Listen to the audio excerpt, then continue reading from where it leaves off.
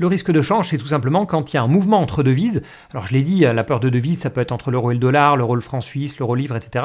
Donc quand ces mouvements font baisser la performance de vos actions. Pour simplifier, j'ai envie de classer le risque de change en deux risques. Le risque de change qui est interne à l'entreprise. Elles vont avoir des revenus donc dans plusieurs devises et des coûts aussi dans plusieurs devises. Passons maintenant au deuxième risque, celui qui fait le plus peur, que l'on a quand on achète des actions en devises étrangères.